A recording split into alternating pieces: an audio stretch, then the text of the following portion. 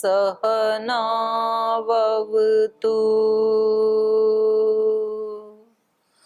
सहनौ भुनक्तु सह वीर्यं करवावहै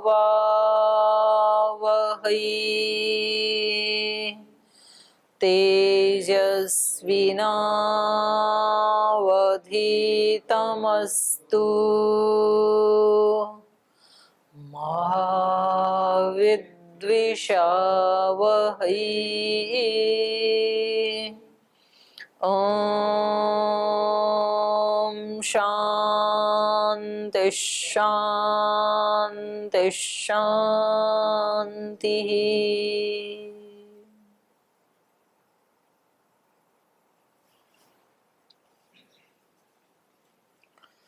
क्या प्रसंग चल रही है, कौन बताएगा आप में से? क्या पढ़ रहे हैं हम? ओम दीदी प्रणाम।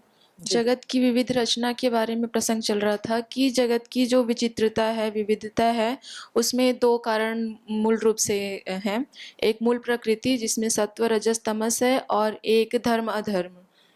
प्राणियों के जो धर्माधर्म कर्म है, पुण्य पाप रूपी, उसके कारण से सृष्टि की विविधता है।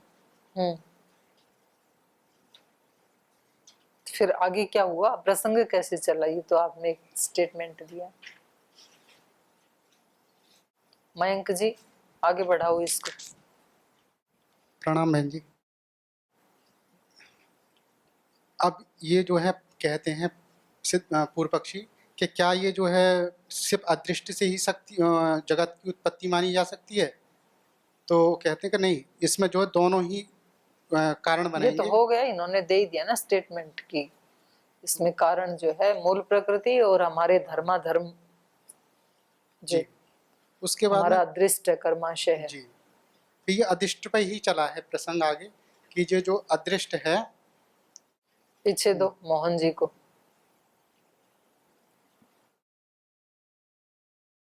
इसमें एक चीज उन्होंने ये कहा था कि अंतःकरण कहाँ रहता है, इसका अधिष्ठान क्या है? अंतःकरण का अधिष्ठान कहाँ पे, एक वो भी इस पे चर्चा हुई थी कि ये अंतःकरण तो नहीं आया इसका अधिष्ठान कहाँ है। ये आया था कि ये धर्मों का अधिष्ठान क्या है, ये धर्म कहाँ रहते हैं, धर्माधर्म जो है कहाँ रहते हैं। ये अंतःकरण में रहते हैं, और ये अंतःकरण ये आत्मा के साथ ही सृष्टि के आदिकाल से ये चला आ रहा है। और जब तक ये आत्मा के साथ चलेगा कैसे? अभी तो सृष्टि बनी नहीं, बात तो सृष्टि रचना की है। तो दिक्कत क्या है यहाँ पे? धर्माधर्म के कारण तो सृष्टि बनती है, और सृष्टि बने तो अंतःकरण बने। अभी अंतःकरण तो बना ही नहीं ना। सृष्टि में सबसे पहले महतत्व बनता है, फिर अहंकार बनता है, फिर अहंकार से एकादश इंद्रियां बनती हैं। उन एकादश इंद्रियों में अंतःकरण एक होता है।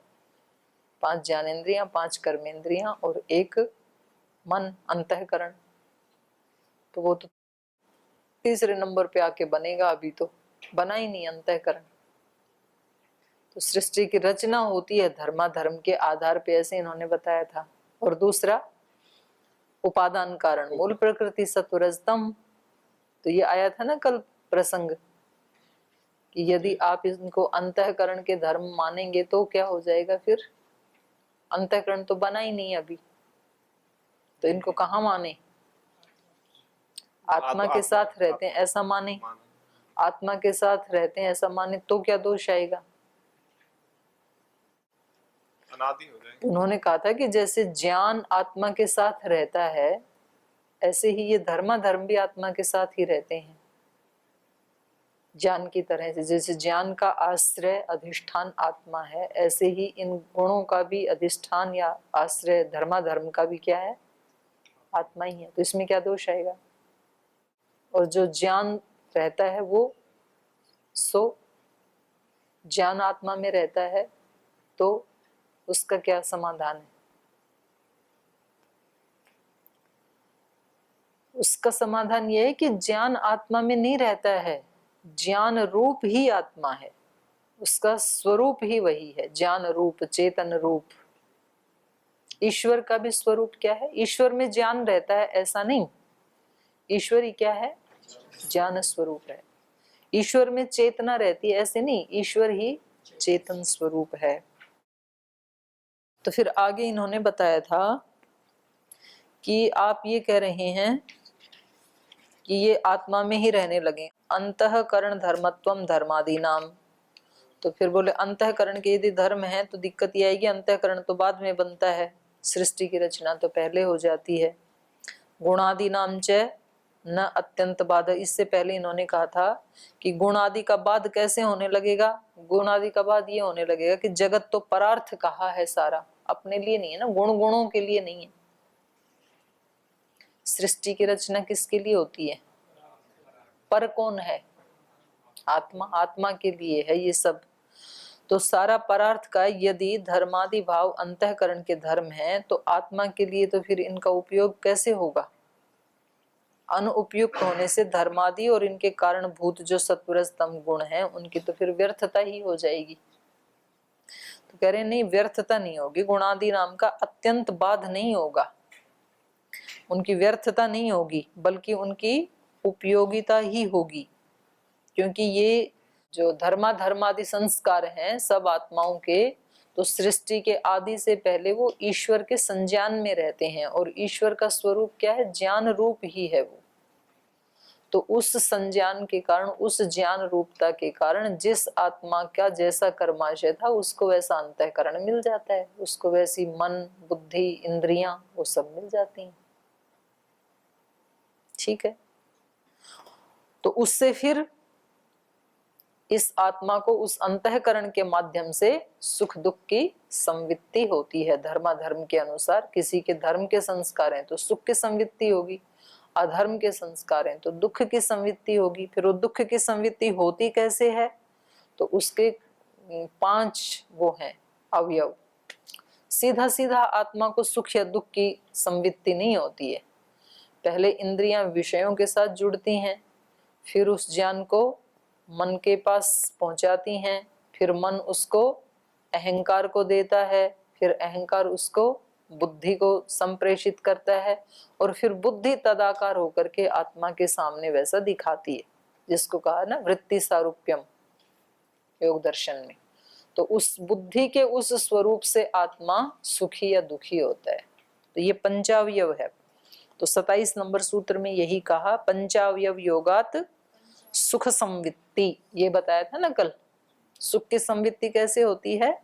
5 पड़ाव हैं। सीधा सीधा आत्मा को सुख की या दुख की, सुख का मतलब यहाँ दुख भी है, सुख या दुख की संवित्ति सीधी सीधी नहीं होती है, 5 अवयव हैं उसके।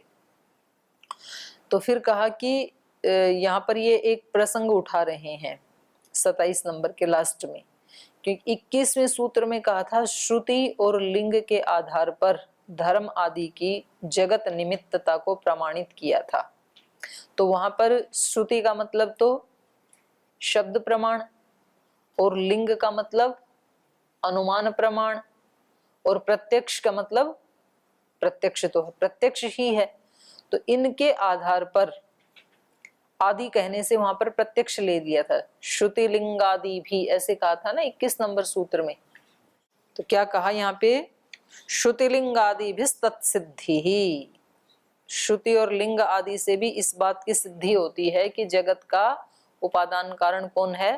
परमात्मा है। ऐसे ही इन्होंने बीच में ये दिए ना, कुर्वन्नेह कर्माणि विश्वतस् चक्षु विश्वतो मुख, ये जो मंत्र दिए, तो ये बताया था इन्होंने। तो यहाँ पर जो आदि शब्द कहा है श्रुति लिंग आदि, तो श्रुति का मतलब है वेद शब्द प्रमाण, लिंग का मतलब अनुमान प्रमाण, क्योंकि अनुमान तो किसी लिंग से ही होता है ना, धूम को देख करके अग्नि का ज्ञान होता है, तो इसलिए लिंग प्रमाण का मतलब होता है अनुमान प्रमाण, और आदि का मतलब प्रत्यक्ष, प्रत्यक्ष भी ऐसे ही देखा जाता है। तो अब आइए यहाँ पर इन्होंने कहा कि 21वें सूत्र में श्रुति और लिंग के आधार पर धर्म आदि की जगन निमित्तता को प्रमाणित किया जाता है। अब लिंग, लिंग अर्थात अनुमान, अनुमान का स्वरूप क्या है? तो वो इस अगले सूत्र में बताया कि अनुमान का स्वरूप क्या है कि एक ही बार न सकृत ग्रहणात् संबंध सिद्धि, अनुमान वो होता है जहां व्याप्ति बनती है, एक के बिना दूसरा नहीं रहता है। दो का संबंध कैसा होता है? नित्य होता है। जैसे धूम और अग्नि का नित्य संबंध है, जहां जहां धुआं है वहां वहां अग्नि है, बिना अग्नि के धुआं कहीं भी नहीं होगा। इसको कहते हैं नियत संबंध, नित्य संबंध, और इसी को कहते हैं व्याप्ति। तो ये जो व्याप्ति है न सकृत ग्रहणात, ये जो संबंध है ये केवल एक बार किसी ने देख लिया और इसी से ही वो व्याप्ति बन जाएगी, ऐसा नहीं है। तो फिर इसका जो वर्णन किया उन्होंने कहा कि नहीं, इसमें एक बार या दो बार की बात नहीं है। बात यह है कि एक के बिना दूसरा रहता ही नहीं है, उसका अस्तित्व ही नहीं होता है, उसको व्याप्ति कहते हैं। न सकृत, सकृत का मतलब यहाँ पर है एक के ग्रहण करने पर, एक बार अर्थ नहीं है सूत्र में। सकृत का सूत्र में अर्थ क्या है? एक। न सकृत ग्रहणात, एक के ग्रहण होने से न संबंध सिद्धि, व्याप्ति संबंध की सिद्धि नहीं होगी। जैसे जहां जहां धुआं है वहां वहां अग्नि है, तो यहाँ धूम कभी भी अग्नि के बिना रह नहीं सकता है, इसलिए यहाँ तो संबंध व्याप्ति बन जाएगी। पर जहां जहां अग्नि हो वहां वहां धूम भी रहता है, ऐसा जरूरी नहीं है, तो ये व्याप्ति नहीं बनेगी, क्योंकि यहाँ एक है केवल अग्नि, धूम नहीं है यहाँ पे। मतलब कभी कभी ऐसा होता है कि केवल एक ही होता है, एक का ही संबंध, एक का अस्तित्व है। तो कह रहे हैं न सकृत ग्रहणात, एक के ग्रहण से, केवल अग्नि के ग्रहण से न संबंध सिद्धि, धूम के संबंध की सिद्धि नहीं होगी। अनुमान प्रमाण के बारे में बता रहे हैं।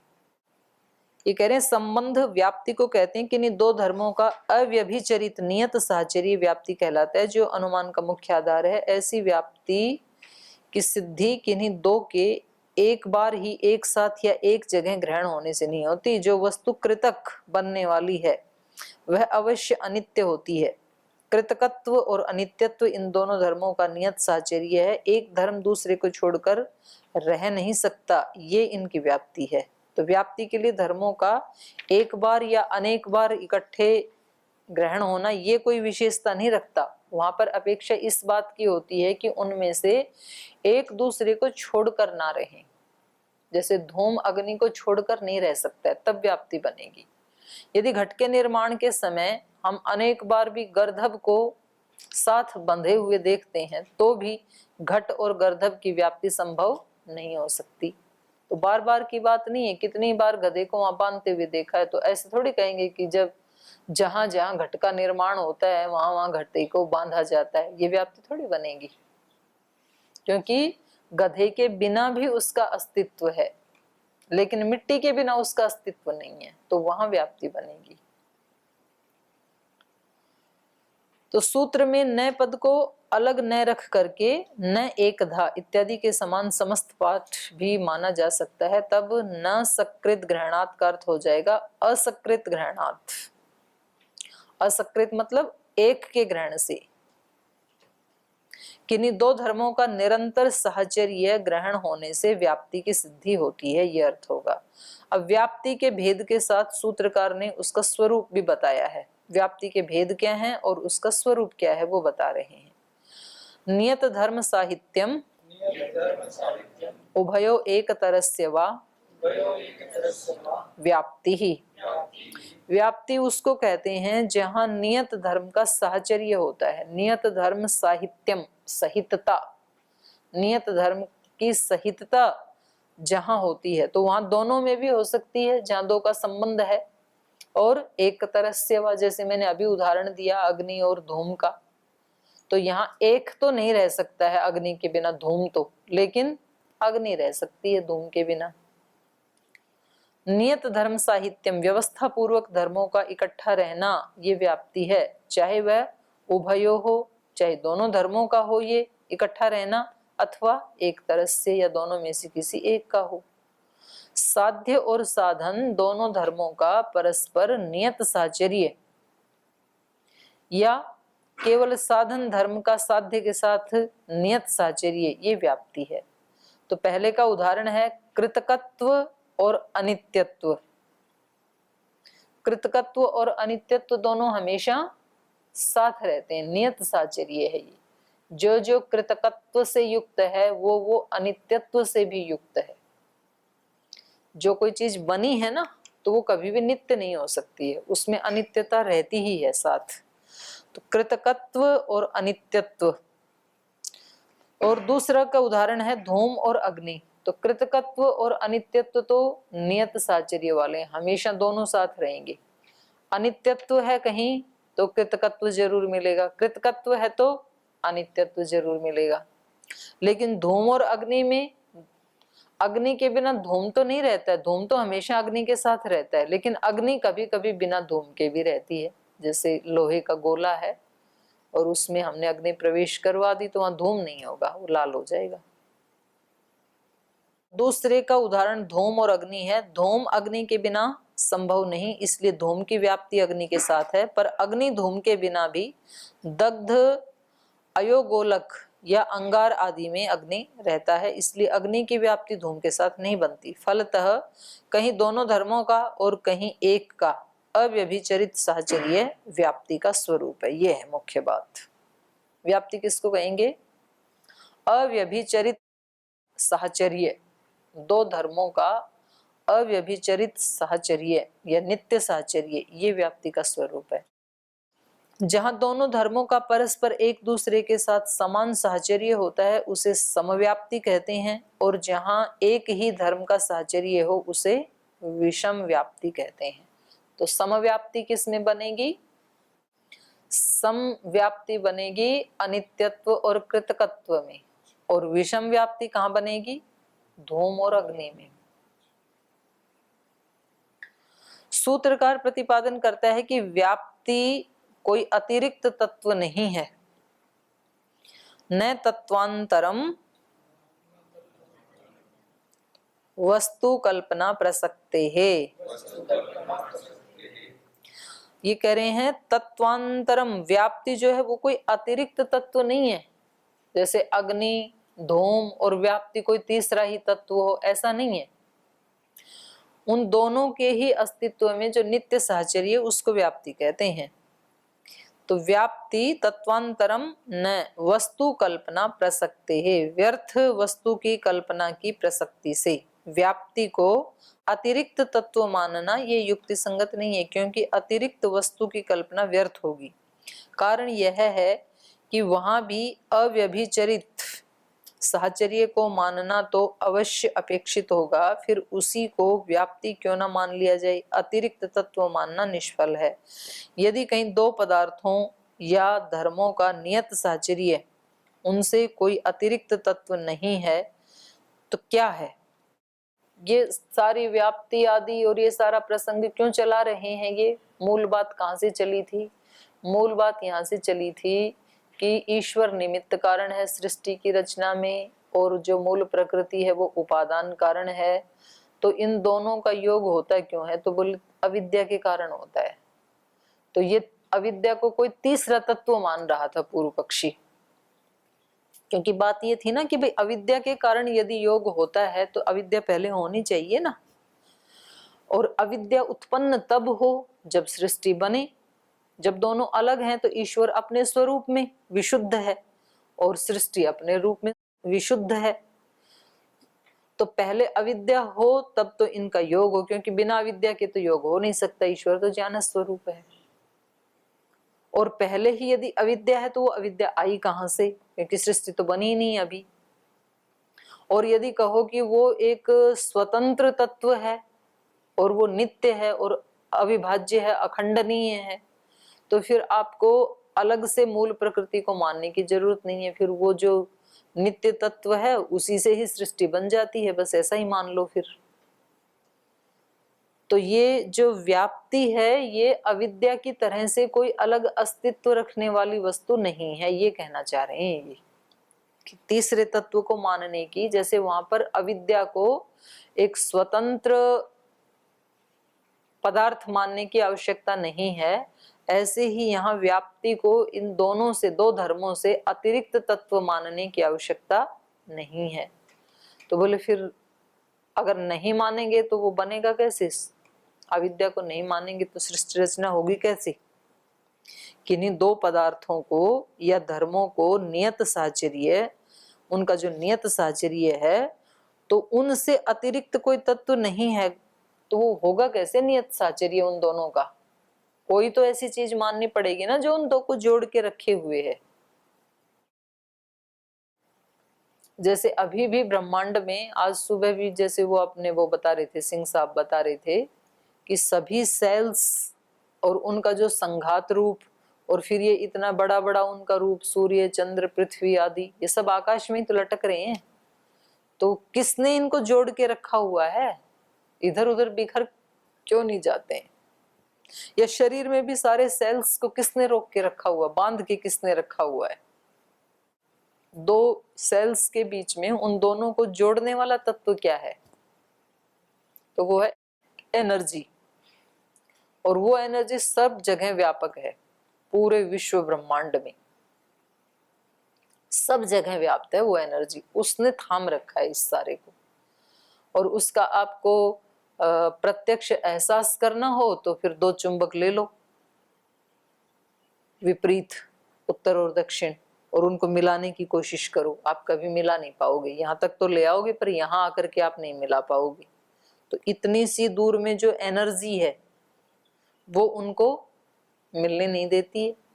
नहीं तो प्रलय हो जाए, सारे मिल जाएं, तो सूर्य चांद पृथ्वी सारे इकट्ठे हो जाएं तो कैसे चले सृष्टि? तो एक शक्ति है, एनर्जी का ही एक रूप है जो उनको अपने अपने स्थान पे रखती है, अलग रखती है।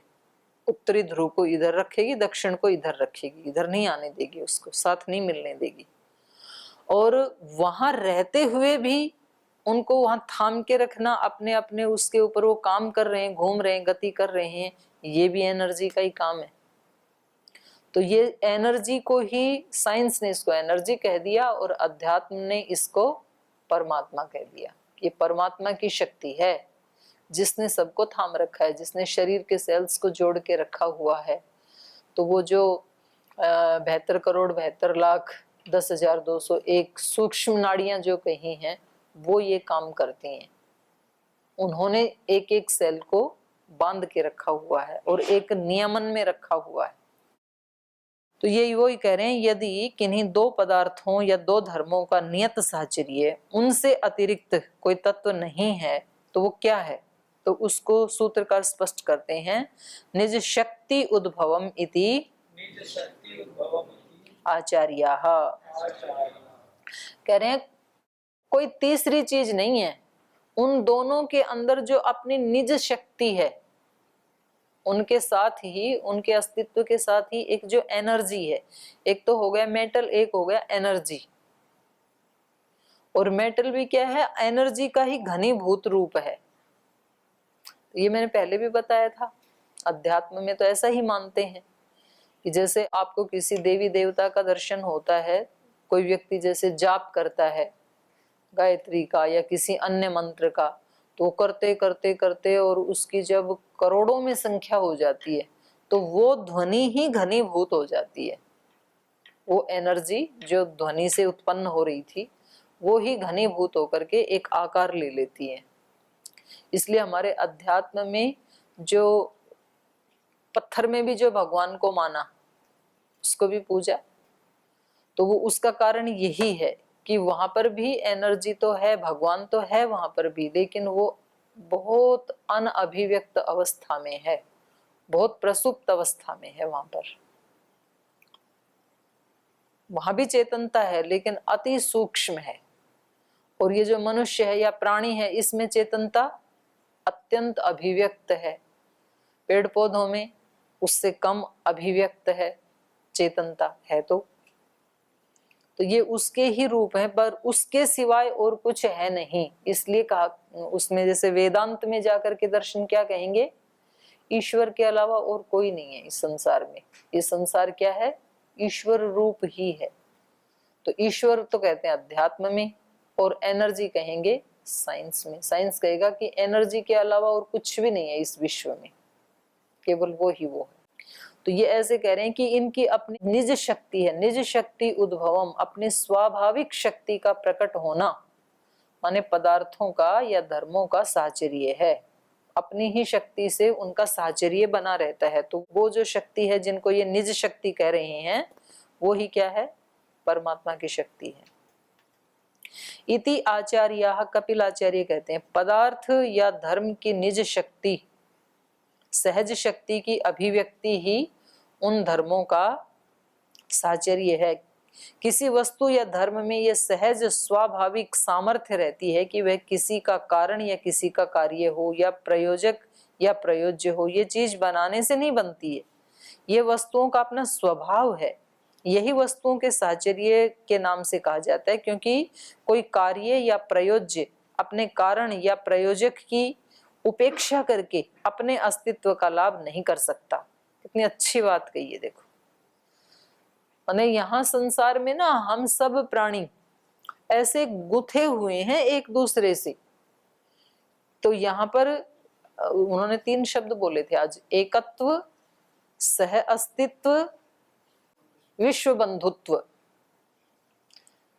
तो उसके बिना अस्तित्व रह ही नहीं सकता है, ना व्यक्ति का, ना समाज का, ना राष्ट्र का, ना सृष्टि का। ये 3 तत्व बहुत जरूरी हैं। तो इसलिए संगच्छध्वम, संवदध्वम आदि जो हमारे को वेद का आदेश है, तो वो केवल मतलब सुनाने के लिए ऑप्शनल नहीं है, वो अनिवार्य है, उसके बिना नहीं हो सकता है।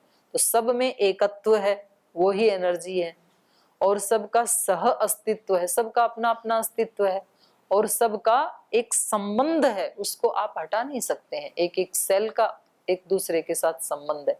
एक छोटा सा स्क्रू भी वहां से हटाओगे तो डैमेज हो जाएगी गाड़ी। तो इसको शेष कल पढ़ेंगे, आज समय हो गया, यहीं विराम लेते हैं। ओम